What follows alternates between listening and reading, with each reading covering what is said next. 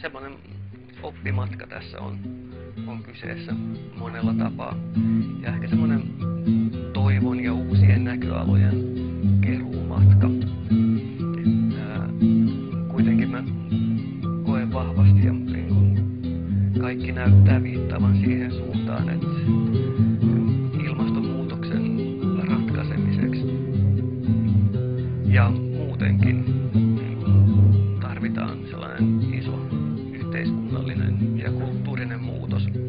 Sellaiset tekniset ratkaisut ei oikein johda minnekään muuta kuin ehkä siirtelee sitä ongelmaa yhdestä paikkaa toiseen paikkaan. Et niin kuin tämmöinen kasvuun perustuva kapitalismi, se on kestämätön. Se pitää saada muutettua. Ja nyt niin kuin Euroopassa ei näy toivoa mitenkään kovin pikaiselle, nopealle, radikaalille yhteiskunnalliselle muutokselle. Mutta sitten taas Latinalaisessa Amerikassa ja Meksikossa tilanne on vähän erilainen ja siellä on semmoisia liikkeitä, joista niin kuin voisi käydä oppimassa. Ja sitten myöskin niin kuin, joista voisi tuoda tänne sitä tietoa, että toiminta on mahdollista ja tosissaan on toisenlaisia elämisen tapoja. On toivoa elää muutenkin kuin kapitalistisessa järjestelmässä, että se elämä voi olla hyvää. Ja Meksiko on tänä vuonna siitä erityinen, erikoinen paikka, että siellä tulee 200 vuotta siitä, kun itsenäisyyskamppailu alkoi, ja 100 vuotta siitä, kun Meksikon vallankumous alkoi.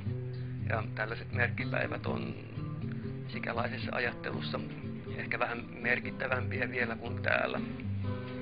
Eli niin, joitakin se varmasti velvoittaa ja niin kuin herättää keskustelua ja uusia muutosyrityksiä. Kun nykyään siellä suuri osa ihmisistä kokee, että itsenäisyys on myyty. Ulkomaiset sijoittajat, suuryritykset hallitsee luonnonvaroja, taloutta ja kaikkea, ja siitä itsenäisyydestä, minkä puolesta kamppailtiin, ei ole niin kuin sinänsä jäljellä mitään. Että se ei ole niin kuin, tänne ei ole meksikolaiset itse, jotka asioista päättää, vaan eletään globaalin talouden ja suurpääoman ehdoilla. Ja niin, myöskin saman sen Meksikon vallankumouksen suhteen, että ne unelmat, ideaalit, joita silloin oltiin puolustamassa tai joiden takia oltiin liikkeellä, niin ne on kanssa myyty. Se, kun Zapaten iskulause oli maata ja vapautta, niin siitä on hyvin vähän jäljellä siitä toiveesta. Ja sillä tavalla sitten nyt olisi taas aika yrittää mullistaa asioita ja pistää nämä unelmat toteen tällä kertaa. Et siellä varmaan on tulossa kohtuullisen isoja mobilisaatioita ja poliittista toimintaa, jota myöskin sitten saatetaan koettaa tukahduttaa hyvinkin väkivaltaisesti. Niin, että toisaalta siellä on toivo muutoksesta ja just näitä menneitä kokemuksia niin kuin kansanliikkeistä, niin kuin tämä Oaxacan 2006 kansannousu. Ja sitten sitä tavallaan niitä sen vaihtoehdon ei-kapitalistisen yhteiskunnan sen versoja on Oaxacan yhteisöjen itsehallinto ja zapatistien kehittämät itsehallinnon muodot ja paljon kaikkea, missä on aineksia muunlaisen maailman rakentamiselle. Niin siellä jollakin tavalla on toivoa ja sitten strategisesti tai sillä tavalla merkittäviä aikoja nytten. Niin siellä haluaa olla läsnä oppimassa ja sitten tietysti se, mitä omalla läsnäolollansa pystyy ennaltaehkäisemään jonkun väkivaltaisen tukahduttamisen mahdollisuutta, niin sen tekemässä. Vähän niin kuin Freire taisi sanoa, että solidaarisuus tarkoittaa sitä, tai todellinen solidaarisuus edellyttää sitä, että asettuu samaan asemaan sen kanssa, jonka kanssa on solidaarinen tai jolle on solidaarinen.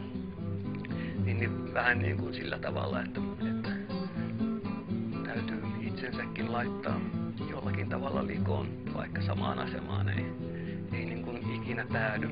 Sieltä tulee olemaan se lentolippu takaisin ja sitten vielä on tämä valkoinen ihonväri, joka jonkinlaisena suojavärinä toimii ja niin edespäin, mutta et kulkee siellä sikäläisten kanssa, jossa heitä auttaa ja pyrkiä sitten tiedottamaan siitä heidän kamppailustaan, siitä mitä he haluaa. Et niin,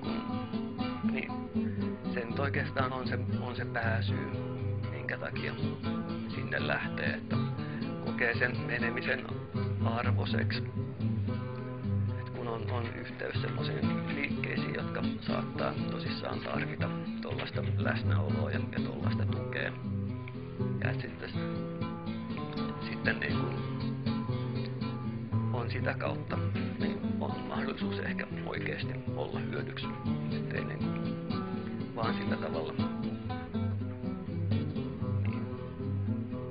keräämässä niin kun kokemuksia itsellensä tai muuten vaan matkailemassa. Kun kuitenkin sitten kokee, että oma tehtävä on eniten niin kun täällä Suomessa omassa kulttuuripiirissä ja täällä saada sitä muutosta aikaa ja työskennellä sen puolesta. Että se jotenkin on kestävää, jos meidän solidaarisuus on sitä, että vaan keskitytään niin muualla tapahtuvaan muutokseen ja jätetään oma yhteiskuntamme tällaiseksi kuin se on. Kun kuitenkin se on meidän kulttuuri ja meidän tarpeita palveleva talous, joka tätä maapalloa eniten tuhoaa, meidän kulutustavat ja ne niin kuin voima- ja valtasuhteet, joiden hyötyjä päässä me ollaan. Et sillä tavalla kamppailu täällä ja uuden rakentaminen täällä on jotenkin se, minkä kokee omaksi ja tärkeäksi. Senkin takia, että mitään sabatistien itsehallinnon muoto ei voi tänne suoraan siirtää, eikä niin kuin täällä voida alkaa elää niin kuin alkuperäiskansat Meksikossa tai muualla Latinalaisessa Amerikassa. Et meillä on oma kulttuuri, mistä muutoksen täällä pitää syntyä, mistä sen niin kuin pitää rakentua. Semmoinen kopioiminen on mahdotonta, että niin kuin sitten jonkinlainen niin kuin inspiraatio ja ehkä se toivo toisenlaisen maailman mahdollisuudesta, että jos sitä pystyy tuomaan muualta, niin sekin on tietysti arvokasta ja hienoa.